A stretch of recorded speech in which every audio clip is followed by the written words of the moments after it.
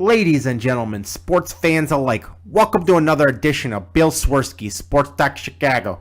One of the couple, two, three best podcasts around. So sit back, grab yourself a cold one and a Polish sausage, park your keister in the French room, and listen to Bill Swerski, Sports Talk Chicago. In Chicago, you know that all sports rock. The Bears, Hawks, Bulls, Cubs, and Sox. Pick your favorite, you can choose. As long as the Packers lose. For everything you need to know, it's Bill Swerski, Sports Talk Chicago. Bill Swerski, Sports Talk Chicago. Hey everybody, welcome to another edition of Bill Swerski, Sports Talk Chicago. This is your host, Sean. On this episode, we have what the hell is going on with the Cubs? Tim Anderson finally gets a walk, and the Bulls and Blackhawks make splashes in free agency. All this and more on this episode of Bill Swerski, Sports Talk Chicago. But first, we'd like to thank our sponsor, the Rockford Ice Hogs. If you're not familiar with the Rockford Ice Hogs, they're the AHL minor league affiliate of the Chicago Blackhawks. What does this mean for you? You get to see the stars of tomorrow today at family-friendly, affordable prices. Located just 90 minutes from the city limits, tickets on sale for the upcoming season, which starts in October. IceHogs.com. Tell them Swerski Sports sent you. I'm going to start this show off with an apology. I am sorry. In the background of the show, you will hear all kinds of shenanigans. I have a 20-month-old who is staying up late, and she's being cranky because she wants to watch fireworks. It sounds like Fallujah outside of my house because I live in the city of Chicago where everybody absolutely loves fireworks. They start on like June 20th, and they go through, it seems like, September because they're so happy about 4th of July. And also, my wife decided to get baby chickens. Baby chickens. And we can't leave them outside because they're scared of the fireworks. So we have to bring them inside of our house because it's less loud. So all night long I hear cheep, cheep, cheep, cheep, cheep, cheep, cheep, cheep, cheep, cheep, cheep, cheep, cheep. So I'm going to apologize right now. You're going to hear a lot of weird stuff in the background. So let's jump right into this, I guess. For those of you that cherry pick what you listen to of the show, we're going to start with Cubs. We're going to do a tiny bit of White Sox. I have not watched much White Sox this past week just because I've been busy. But I've been watching a lot of Cubs, so we'll talk about what's going on with the Cubs. And then we weren't going to do too much on the Bulls and the Blackhawks, but free agency started with the situation with the Bulls and the salary cap for the Blackhawks. I didn't think either team would be players, but they are. So we're going to start out with Cubs, move on to a tiny bit of White Sox, then with the Bulls, and we're going to wrap this up with the Blackhawks. So if you're a cherry picker, fast forward. If you want to hear Blackhawks or if you want to hear Bulls and you're hearing Blackhawks, you went too far. If you're hearing White Sox, you didn't go far enough. And we've gotten a lot of new listeners lately, so I kind of want to step back and give you an overview of the show. Those of you that have been listening, thank you, appreciate it. But what this show is a by the fans, for the fans show. So what does that mean?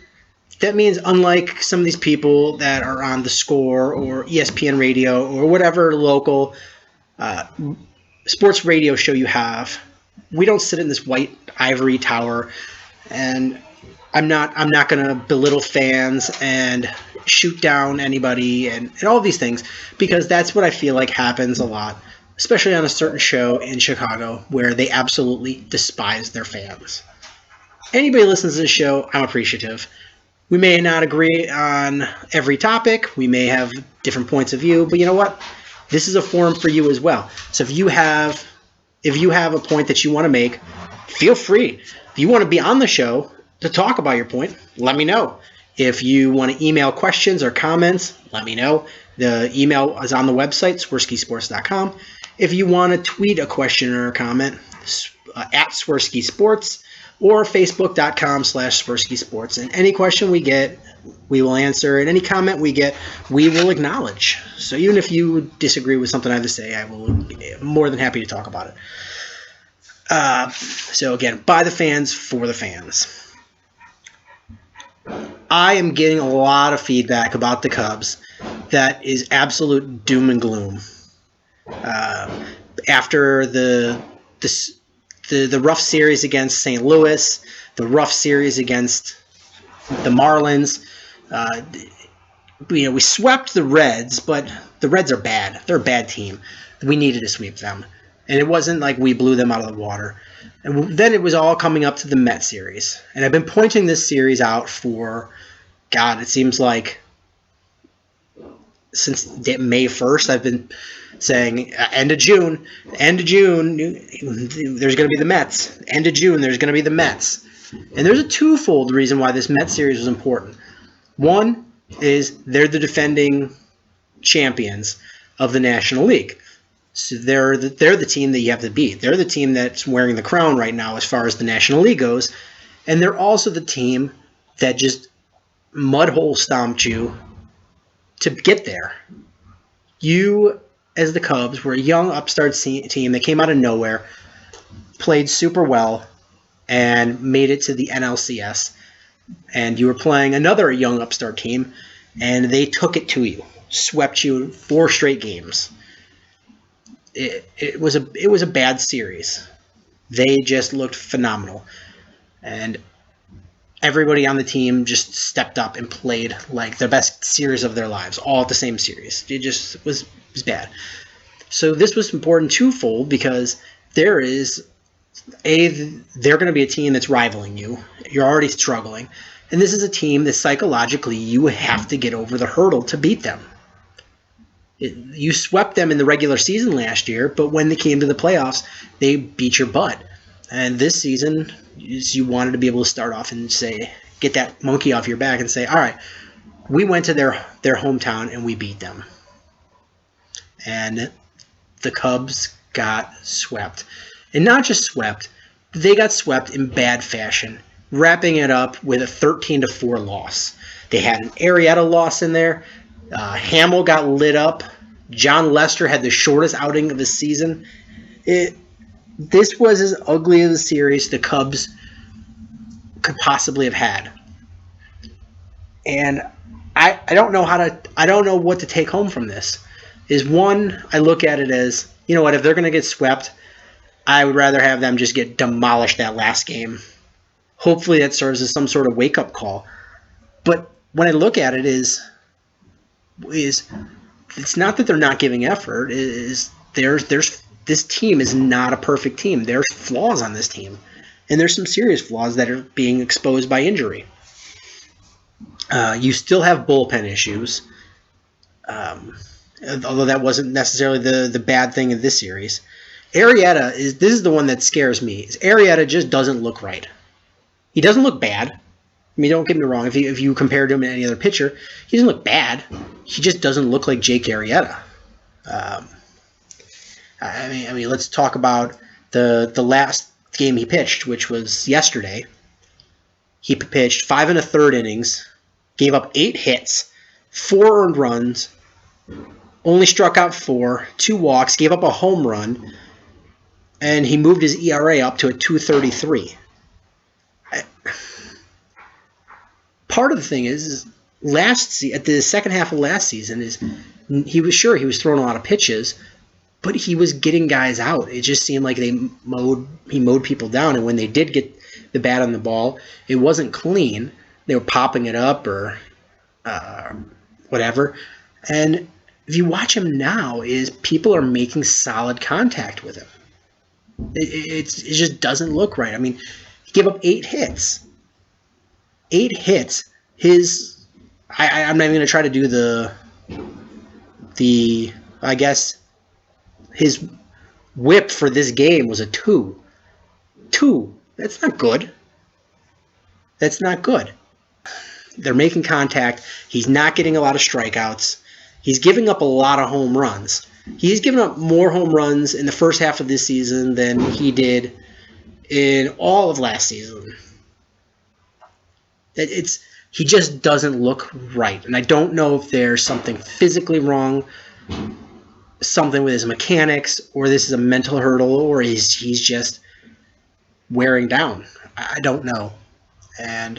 But whatever it is, the Cubs can't have World Series aspirations riding on the arm of this Jake Arrieta. They need the Jake Arrieta of last season, or the season before even. They can't do it with this Jake Arrieta. And he looked, even in the wins he's had this season, he looked vulnerable. He may have gotten the wins, he may have gotten outs, but he's giving up home runs to people he shouldn't give up home runs to, and he's giving up he's just giving up too much contact. In his first inning starts off pretty bad. Like in this last game yesterday, he gave up a home run to Neil Walker in the first inning. It's just very un-Jake Arrieta-like. And they gave up 2 runs in the first inning, which is more than he was giving up in most games last year. And then Lester's another scary story. He's been great for most of the season, but his last couple outings have not been that great. Today, he pitched an inning and a third, gave up 8 earned runs, 1 walk, 1 strikeout, 3 home runs. 3 home runs. Gave up 9 hits in 1 1/3 inning. Yeah. It's unreal. He gave up 7 runs in the second inning. He only got 1 out. Gave up 7 runs. And then the bullpen doesn't come in and help this situation, but it is what it is. I mean, Miguel Montero had to pitch an inning and a third, and he was your best pitcher of the game.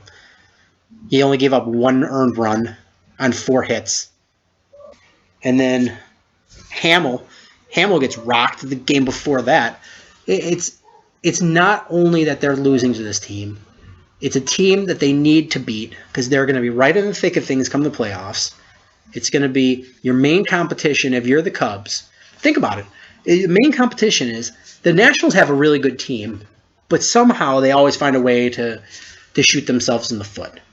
So I think that's going to happen to them again this year.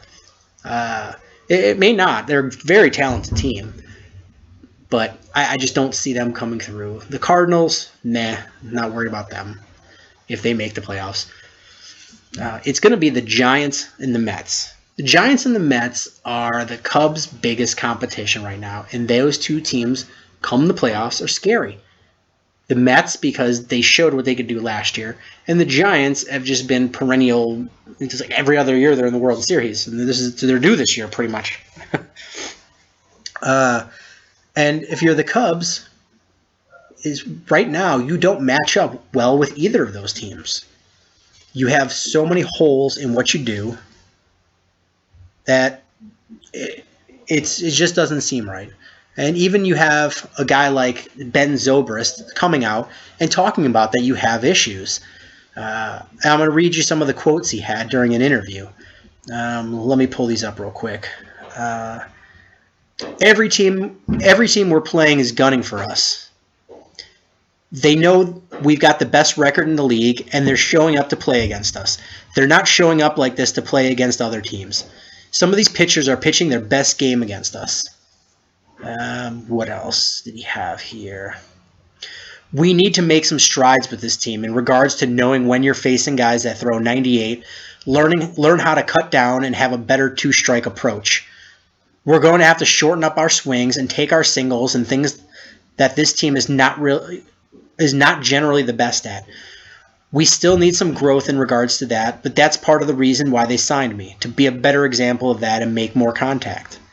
That's the big reason why the Royals team was successful. Part of that is just maturity. It's knowing at the start of the at-bat, okay, get him here and just do that with it. Don't think that he's going to leave one right over the plate that you're going to crush and going to hit 500 feet. It's not going to happen. You're going to have to expand the zone when you get guys that are throwing heat because you got to start your swing a little earlier. Some of that is you're just tired. We're in the time of the summer where there's no break. We've got 24 straight right now, so we get to summon the mental energy to make up the physical energy that we're lacking. We're regular seeing guys that are throwing 97. It's not even a big deal when you face a guy that's throwing 97 because we've seen it so much. But when it happens, what I'm trying to do right now is get back to the zone, take a heater, and just slap it. Instead of you see it and your body wants to go because you just get to these patterns, and sometimes where you get tired, your body tries to make up for it and you try to do too much. That's naturally what is happening across the board. We've had injuries that kind of kept us from being able to have blows regularly like we had in April and May. It's just been more difficult to manufacture runs and have better at-bats because of it. That's a really honest thing he had to say. And it's generally true. Is the big things with this team are you've got a ton of talent, but you've also got a ton of inexperienced hitters. You've also have a lot of injuries. A lot of your depth, you have injuries. Coughlin hurt. Caesar hurt. LaStella hurt. And, well, obviously you have injuries to Kyle Schwarber, but you have Dexter Fowler hurt. And I keep bringing this up, but what is Joe Maddon's saying about Dexter Fowler? You go, we go. He's the cog that drives this team for the season. When he's playing and he's hitting well, or at least getting on base, this team manufactures runs. When this team manufactures runs, their pitching is better and they win ball games. They've lost that left-handed pop bat that Kyle Schwarber brought, and they were making up for it. But I mean, look at some of their batting averages that they have on this team. Ben Zobrist is dropped down to 298, which seems good, except that prior to June he was batting like 350, so he's not hitting well. Hayward's batting 232. Chris Bryant's batting 280. That's respectable. Rizzo 283. Contreras batting 292, but he doesn't have that many at bats, so it skews it a lot. Miguel Montero batting 197. Addison Russell batting 230. Coughlin before his injury batting 155. Javi Baez batting. Sorry, I lost this for a second. Javi Baez is batting 275. David Ross batting 229.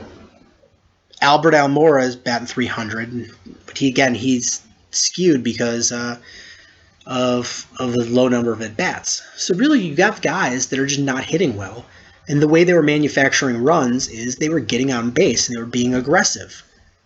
That's how they were doing it. And you look at today's game so get guys on base, timely hitting. Even if you're having low batting average, you're still driving in runs. Today, Ben Zobrist, 0 for 2. Addison Russell went 2 for 3, but Jason Hayward, 1 for 5. Bryant, 0 for 2. Rizzo, 1 for 4. Contreras, 1 for 3. Ross, 0 for 2. Caesar played today, but 0 for 2. Nobody's hitting. And then number of walks. 0, 0, 0, 0, 0, 0, 0. No walks this game. Didn't draw a single walk. So how do you expect to score runs? You're not getting hits. You're not taking those at-bats. And if you look, these young players, when everybody around them is hitting well, they get in the situation of where pitchers are making mistakes and they can hit those mistakes. These young players can hit. They're talented. They've got talent. They've all got pop in their bat. They've all got special at-bat skills, but they're also young and inexperienced. And it takes a veteran presence sometimes to show them the ropes of what to do in these situations. Look at Anthony Rizzo. He really struggled when he was with San Diego. When he came over to the Cubs, changed up a few small things in the way he swings and the way he takes at bats and the way he looks at things. And he improved so much as a hitter. And part of that was when he had 2 strikes, he chokes up on the bat a little bit. He wants to be able to get around. When it's 2 strikes, he's not going to take the same approach with it. He wants to make contact. He's not going to look to strike out. You look at Bryant, you look at Baez, you look at Russell. Those guys swing the same the whole way around. So you have these young guys that just in certain situations they're getting the veteran pitchers are taking advantage of what they can do, and when there's an expanded strike zone, they're getting frustrated because they've all got most of them have pretty good eyes, and they're not swinging on certain ones and protecting the plate. And the other day, yesterday's game where Bryant had a fit because they threw a strike that clearly wasn't a strike, but he wasn't protecting the plate. And when you see that the umpire's has an expanded strike zone, a veteran presence is gonna know that, and they're gonna try to protect that plate. If you look, I mean, like I just mentioned, the Cubs are a completely different team when Fowler's at the top of the order. But who knows when he's going to be back? If he's going to be back before the All-Star game. Solaire's still hurt. Lostella's still hurt. And they're in this stretch where they're playing 24 straight games. You bring up Albert Almora and Wilson Contreras, and both of those guys have been very promising, some high-energy guys, some great moments. But you have Hayward not hitting right now. Zobrist's not hitting right now. Like, look at this. Although Zobrist is probably going to be an all-star, he's been, in the month of June, he's been chasing so many bad pitches, just doesn't look like the same guy. His OPS in June is a 708, so it's on-base plus slugging. In May, it was a 1.137. So it was a good 50% higher in May than it was June. Part of that is everybody was playing better in May, and he benefited. He both contributed and benefited from it. It was like a synergy thing. Everybody around him was playing better. He got better things to see, hit things, drew walks, contributed to that, and that's what happened. Right now is a lot of your important pieces are struggling. Fowler's out. Jason Hayward is struggling. Anthony Rizzo is nursing a sore back. He's been playing, but he's got a sore back. That always affects your swing. Montero has been useless this year for the most part. Addison Russell's still not swinging the bat well. You need guys to step up. You need it healthy. You need this All-Star break. This All-Star break is going to be the best thing for you. Even though these guys are playing, they're gonna be able to relax a little bit more, and the rest of the team is going to be able to catch up. What else do we want to talk about the Cubs? We'll talk a little bit about the Red Series. I just want to mention that Chris Bryant, the game he had, the 5-for-5 night, it was a historic night. 3 home runs, 2 RBIs. Nobody's ever done that before, and that was just shows what a special player Chris Bryant is and is going to be. He's matured so much since last year. You can see he was hitting so many home runs in the minors, and people were like, well, where's that power in the majors last year? And it was coming. It just, when you're a rookie, you don't hit as many home runs because you're still trying to figure out the pitchers at the major league level. They're craftier, they're better stuff. And the power comes with comfort level. Chris Bryant gets his stroke down, and that power's coming. I haven't checked, but I believe he's either one off or the league leader in home runs right now. Javi Baez right now is your hottest hitter, and I talked really poorly about him. I really did, and I owe the guy an apology. Javi Baez has played great. Not only is he the best hitter, but he's playing the best defense out of any Cub player. And his grand slam to help win the game the other night just was the icing on the cake. Javi Baez is a great player, and they're going to have to find a way to keep him in the lineup once they start getting players healthy again. Right now, the Cubs are trying to win on youth and versatility. There's a lot of injuries on this team, and they really shouldn't have they shouldn't be playing, even though they're not playing well right now, they shouldn't be playing this well. This is a team that's decimated right now with injuries, but They have so much versatility. They have a guy like Wilson Contreras, who's a catcher. He's played 4 positions so far on the Cubs, and he's only been here like 2 weeks.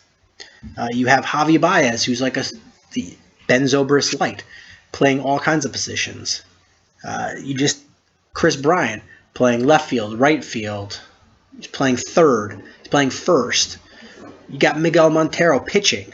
It's the versatility on this team. It's Joe Madden is like the player whisperer. He gets these guys to just put aside their ego and go out there and play. Now it's going to be the point where the veterans step up and help them in this case. Because it's the youth right now that's helping and hurting this team.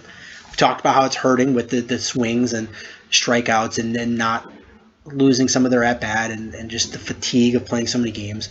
The veterans are the ones that are going to have to step up now. Rizzo's going to have to step up. Zobrist is going to have to step up. Hayward is going to have to step up.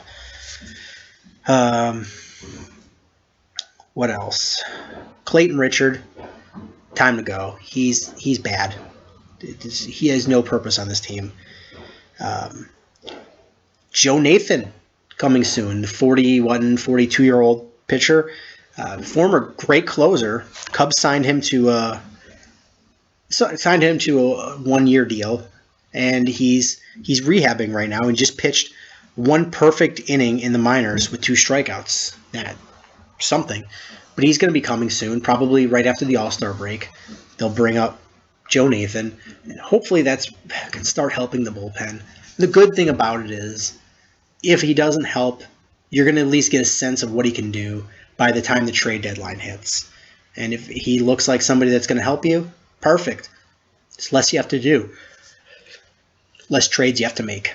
If he stinks, well, at least you learned it before this trade deadline.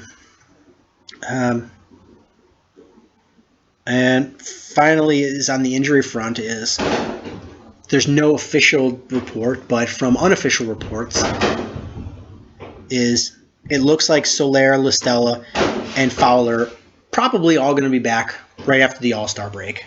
Hopefully that's the case. And that can bring a little more the Cubs won't have to rely on as much versatility. They're going to be able to actually play the guys they're supposed to play and have a little more depth. Hopefully that has the upswing that they need to really get back on track. Luckily for the Cubs is after they just took this butt whooping from the Mets, they've got some good games coming up for them. They've got 3 at home versus Cincinnati, a makeup game against the Braves, which is at home, and then they go 3 to Pittsburgh. And then they have the 4-game All-Star break. So up until that All-Star break, they've got 3, 6, 7 games in a row. 7 more games. So that's going to be 3 against the Reds, 1 against the Braves, 3 against the Pirates. But once they come back from that All-Star break, they better get that rest. They better take their Wheaties. It's going to be tough cooking after that.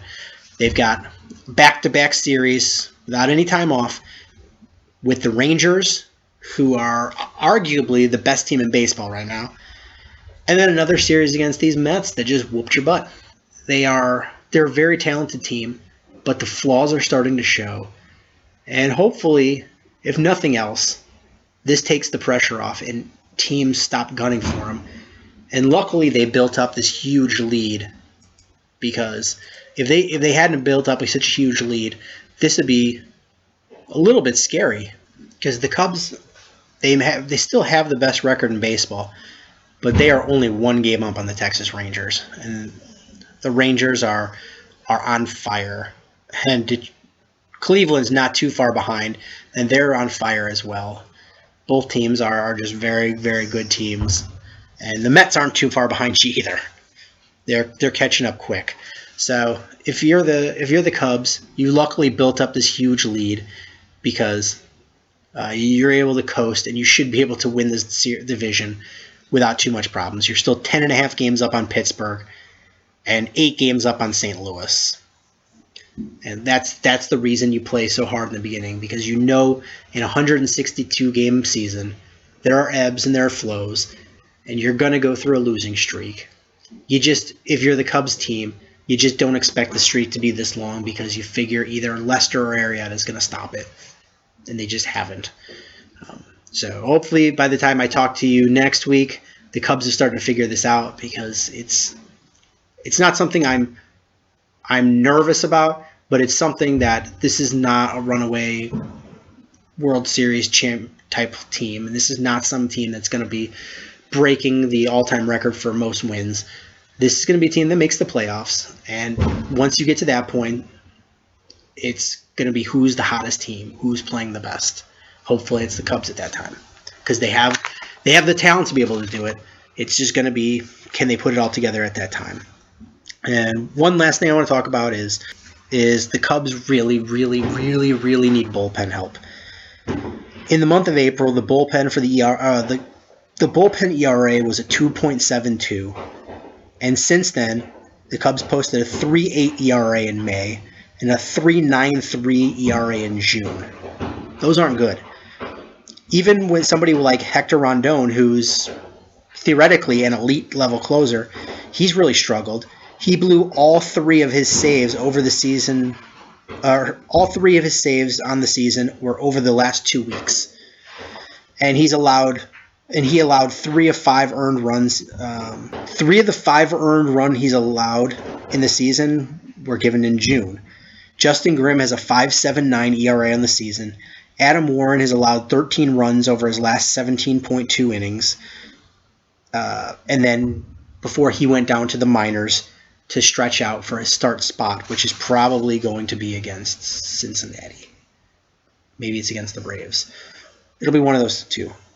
And the Cubs are still searching for another left-handed bullpen arm. Travis Wood is really effective against both righties and lefties, and he serves as one of the long men in the bullpen.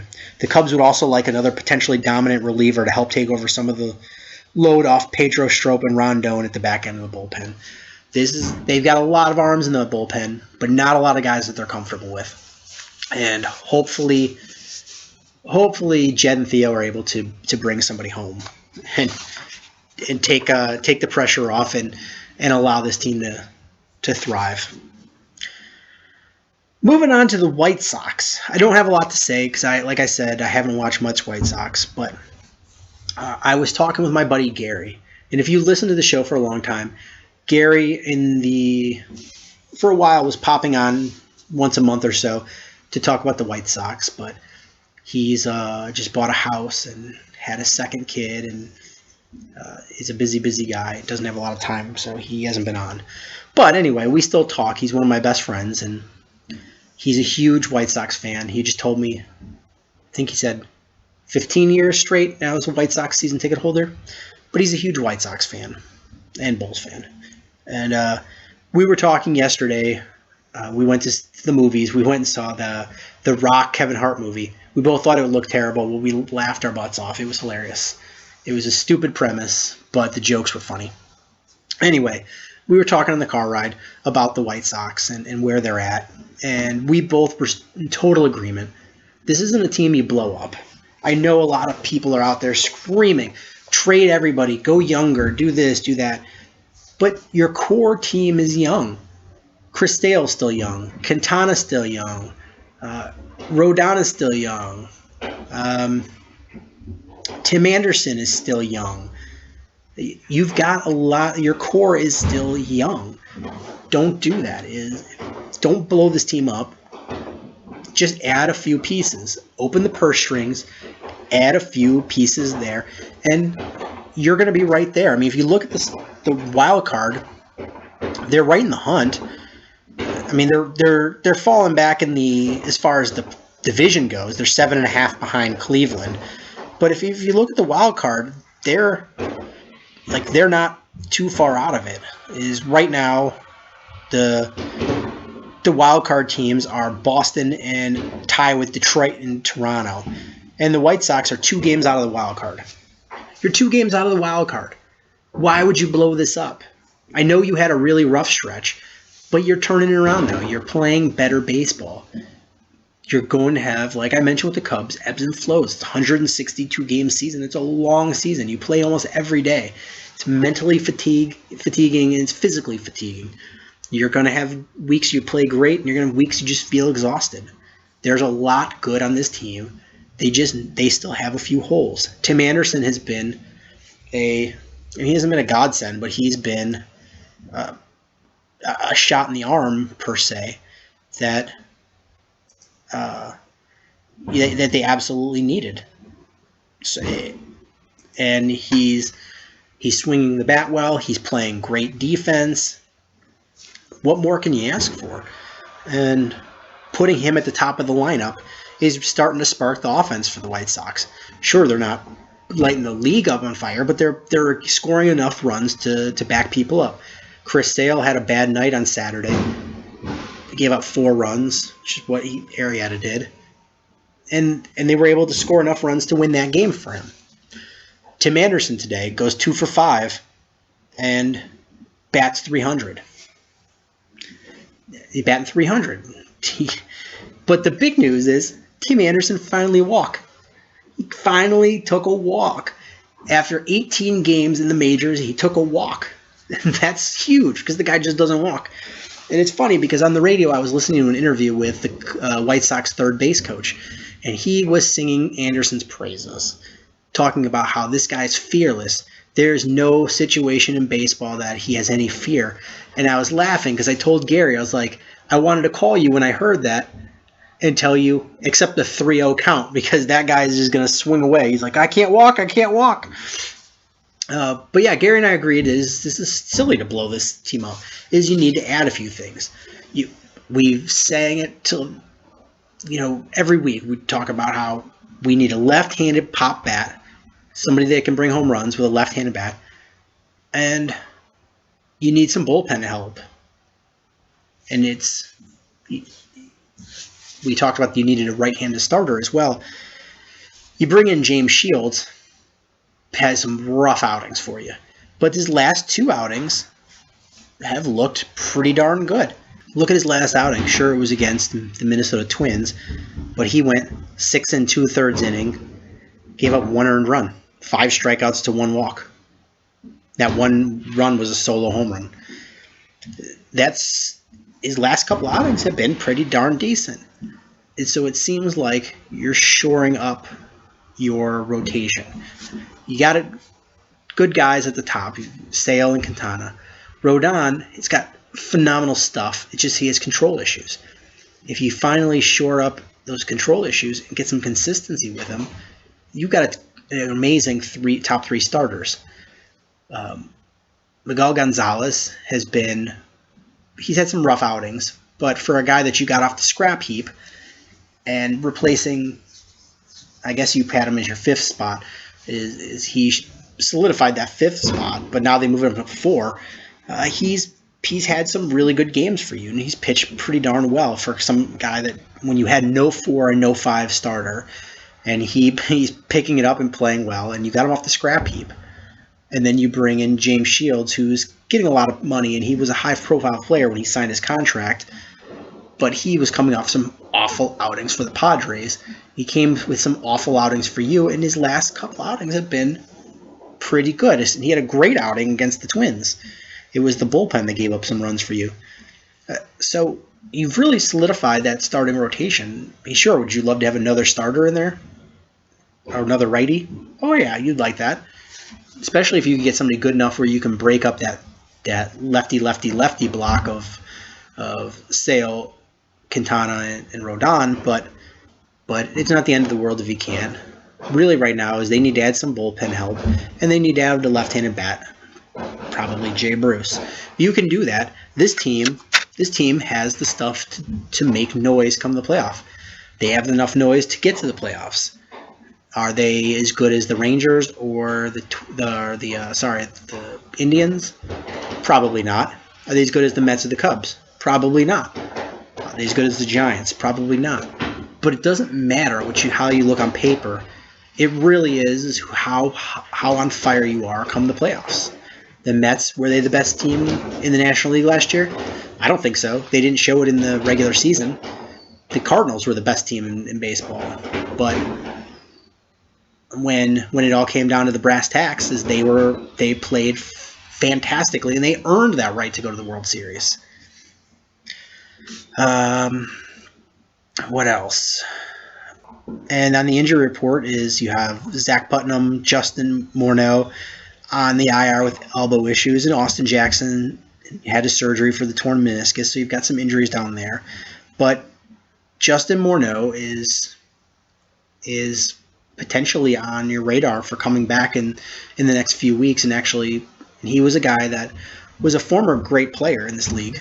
They signed him to a $1 million a year contract, and he's been rehabbing. He's finally getting ready to take some at-bats, and we'll see what he can do for the White Sox. Hopefully a veteran bat like that can help, unlike Jim Rollins. So hopefully he can actually help. And then if so, then the sky is the limit for this team. And then now I kind of want to wrap it up with Bulls and Blackhawks. I told you there wasn't going to be much about White Sox. The Bulls, I really wasn't expecting to say much. We already talked about Derek leaving, and basically the brass for the Bulls said that they weren't expecting to be big on in free agency, even though they need it and they've got the money. They weren't expecting to be all in on it. So, sort of sitting idly by and watching these stupid contracts come through. I mean, these contracts are absolutely stupid. I'm going to bring up a couple of them right now. I'm loading them up as we go. But I've been looking at them, but the actual numbers are stupid.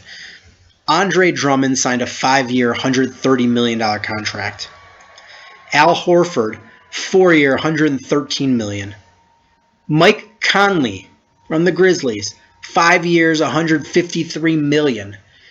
DeMar DeRozan, 5-year, $139 million. Bradley Beal, 5-year, $128 million. Dwight Howard, 3 years, $70.5 million. Let's go down to some of these really just crazy ones. Jeff Green, 1 year, $15 million contract. I don't even know who Jeff Green is. John Lure, who played for the Suns last year, signed a 4-year, $42 million contract. I don't know who that is. Solomon Hill, 4-year, $52 million contract. Cole Aldrich, 3-year, $22 million contract. Luol Deng, 4 years, $72 million contract. And the one that's blowing my mind is Joakim Noah, 4 years, $72 million contract with the New York Knicks. What the hell? I know this is a Chicago show, but what the hell are the Knicks doing? They trade for busted-ass Derrick Rose. They sign broke old Joakim Noah for $18 million a year. They've got this quintessential high-profile, expensive player that is never going to lead them to a championship in Carmelo Anthony. And all this is going to do is hurt the best player on that team, who's Porzingis. Porzingis is the best player on that team, and they don't build around him. They bring in players that are going to stunt his growth. What the hell is that team doing?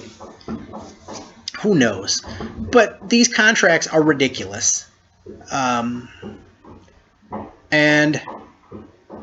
what this just tells you is that the Bulls, they've got a lot of money to spend, but these guys are getting stupid amounts of money.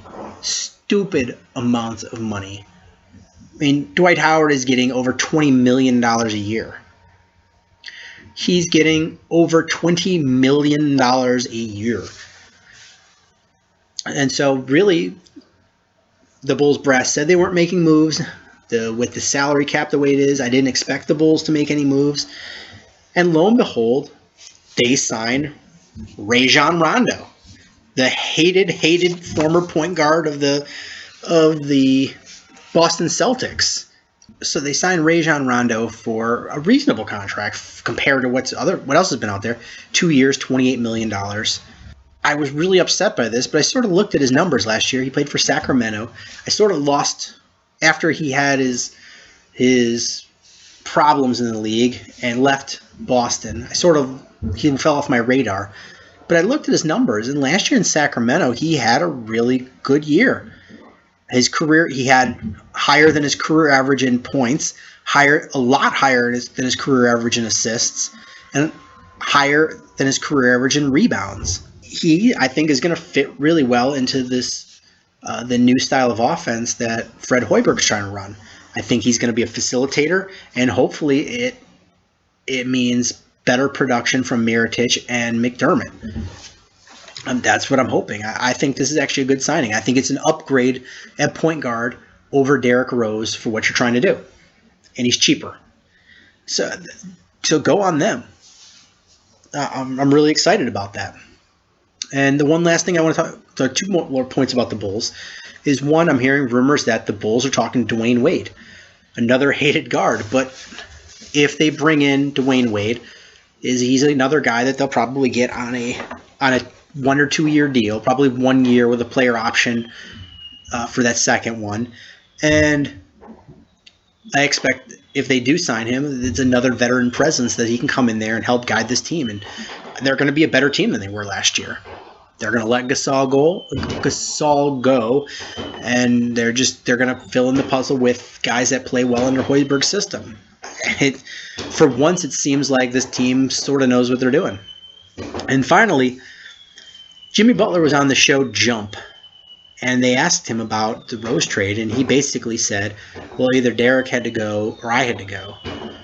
And it was really honest of him, even though he said he could coexist with him.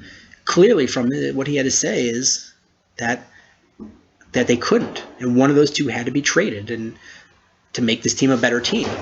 It's nice to hear somebody finally say it, and he wished him well, and he was, sounded really pleasant about it, but he mentioned that he wishes they could have coexisted together, but they just didn't. And it was kind of refreshing and kind of nice to be able to hear that, because what I keep hearing from the Bulls is they won't acknowledge that, and they won't acknowledge if they try to trade Jimmy, because they didn't think they could trade Derek. To be able to hear that there really is a problem and acknowledge the 800-pound gorilla that's in the room, that's how you get beyond these things, is to admit the obvious and go from there. This team had a lot of issues last year, and I don't know if part of the issue was the veterans that didn't believe in Fred Hoiberg, or if that just came about because of the issues they had. But you're getting rid of those veterans. You're getting rid of Derek. You're getting rid of, or you got rid of Noah. You got rid of Derek. You're getting rid of Gasol. And you're adding guys that can play better under a Hoiberg system. You're keeping Jimmy Butler, who's your best player. Lopez is an upgrade over Gasol right now in this system. Jimmy's going to be playing better. Add Rajon Rondo. You're just upgrading at every position. And Jaren Grant is somebody that you like at point guard, and he's just going to be able to come in off the bench and be able to do things for you. So basically, you got rid of high-priced point guard, and you let your backup point guard go in free agency for stupid amounts of money, and then you bring up, or you get Rajon Rondo for compared to the newer contracts, a reasonable contract, and then you sign Jaren Grant, or trade for Jaren Grant in the Rose deal and get a cost-effective point guard. So really, you're manipulating the salary cap pretty well. I can't be mad at what the Bulls are doing right now, and although I'm very critical of what they have done in the past and their inability to fess up to when they screw things up and the misdirection that they're doing, they're actually, I have to give credit where credit is due, and they're manipulating this cap, and they're going out and signing people to decent deals. And depending on how the structure of the Rajon Rondo deal went, is they might still have enough money to make a move and sign somebody like a Dwayne Wade. So there's still moves to be made, and they still have some money to play with, and hopefully they're smart about it, signing guys to reasonable deals for for a reasonable amount of years. Let's see how this plays out, though. We talked about last year how we thought that this was a well-built team and this was going to go well because they could go big or small and they had versatility, and we saw what happened. So I'm cautiously optimistic, if you have to ask that. And finally, I want to wrap it up with the Blackhawks. This was a team that just really struggled at the wrong time, and they were never able to get it fully going last season. And part of it was they really struggled having to play a lot of young defensemen, and the defensemen that they have, their top talent. Their top 4 defensemen just weren't playing at the level that they should have been playing. So the Blackhawks in absolute dire straits as far as the cap goes, and we've talked about some of the moves they made, trading Shaw, trading Teravainen, trading Bickle, and they made an absolutely fantastic steal of a deal, hopefully, in bringing back Brian Campbell. And Brian Campbell was a guy that won the title with them in 2010, and trading him in his big contract is what helped them propel them and be able to continue to win. And he's coming back on a sweetheart of a deal, 1 year, $2 million. He was offered $5 million to stay in Florida and play for them.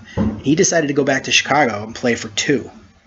And that's great because he's going to be able to hopefully help solidify the defensive pairings that they've had in Chicago and help with the offense because he's a fantastic offensive defenseman. So that was in a period when I didn't think the Blackhawks were going to make very many splash moves, and they haven't. Other than that, the Brian Campbell one was great. Bringing Soupy back was a good one. They signed Sam Carrick from Toronto for entry-level type money. They re-signed Pierre-Cedric Labrie to go back down to Rockford, which is great because I love Labrie. I think he's a fun player to watch. And then the question mark / head-shaking signings is the Blackhawks re-signed Michael Roosevelt and Brandon Mashinter to $600,000 a year 1-year contract and a $575,000 1-year contract, respectively. And I don't know why. Roosevelt played awful last year. He was so bad. And they just should have just let him go off and ride off into the sunset. And instead, they just drag him back in like a weekend at Bernie's type situation.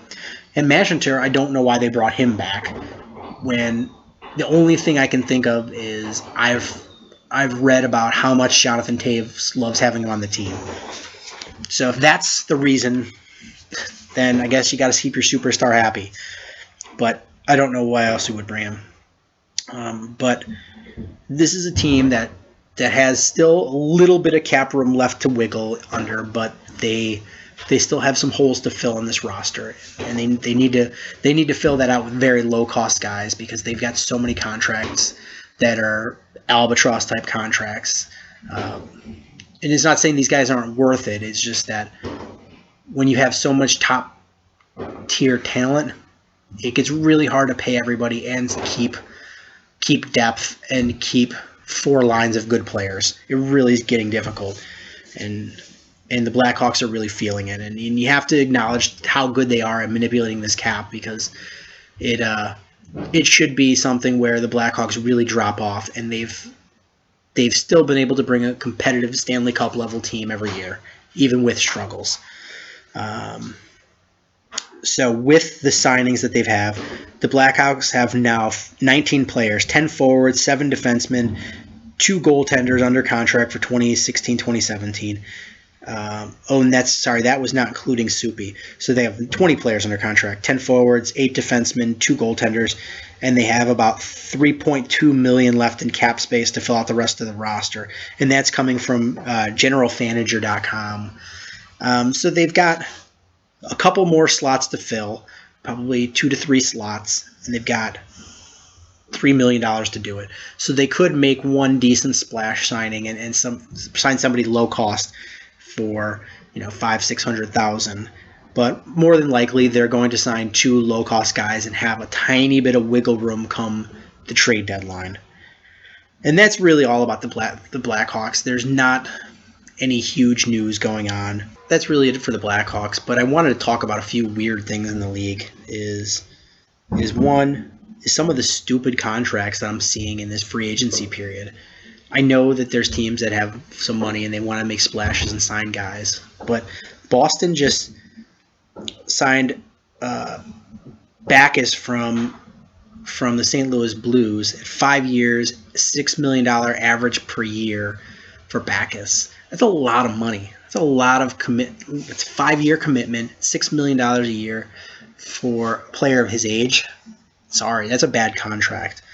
And then the big news is the trade of PK Subban from Montreal to Nashville for Weber, for Shea Weber, and it's a weird one. One is somebody tweeted out the jerseys hanging on the shelf at the store, where Weber in the Montreal jersey and Subban in the Nashville jersey, and it just looked so weird, and it just, honestly, it seems like two desperate teams making desperate moves, and they found a match made in heaven for each other. Subban is a very, very, very good offensive defenseman, and he's going to fit in well, I think, with what Nashville is trying to do. And the reason is, if you think about it, is the cream of the crop over the last decade has been the Chicago Blackhawks. And how do you beat the Blackhawks? Well, everyone's been trying to do it by beating them up and being physical. May work a couple times in the regular season, but come the playoffs, it really doesn't work. Is bullying them and being physical. They just find a way around it.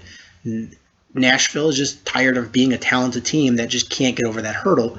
So maybe getting rid of the definition of their physical style defense and bringing in a more offensive-minded defenseman in PK Subban, maybe that's going to bring them over that hump to be able to beat the Blackhawks. And Montreal is just a team that's just crazy, and they seem to not be able to mesh with Subban's personality. But Shea Weber is a guy that they will, because there's never been an issue with Shea Weber anywhere. His teammates love him, the owners love him, and opposing players, even though he's a top player on a team that they don't like, they show a lot of respect to Shea Weber. So hopefully this works out for both teams. Actually, since it's a rival team, I hope it doesn't work out for Nashville. But it's definitely an interesting trade, and there's been a lot of disagreements online about who got the better of that deal, and that's to happen when you trade two superstar type players. But I'm of the camp that if you are a struggling offense, bringing in PK Subban is going to help you offensively. If you're a team with a shaky goalie, bringing in Shea Weber is going to help your goalie out. Montreal has a good goalie, so I don't know how Shea Weber is going to help them. And Nashville, you expect them to just pick it up offensively a little bit with having PK Subban on there. But that's really all I have for this show. Not a ton going on. I just wanted to make sure that I touched on the Cubs and their struggles, and a little bit of White Sox and the off-season moves for the Blackhawks and the Bulls. Thank you guys so much for listening to this show. I know it's a little bit rambling. I'm hearing the chickens peep, and it sounds like Fallujah over my house, and I'm a little distracted here. But thank you guys so much for listening. If you have questions, make sure to hit us up on SwerskiSports.com, Twitter at SwerskiSports, or Facebook.com/SwerskiSports.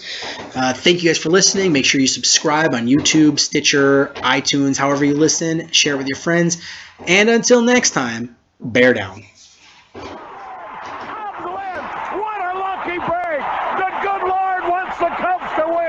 We thank Ditka and God for all they have provided. Cubs win! Cubs win! Cubs win!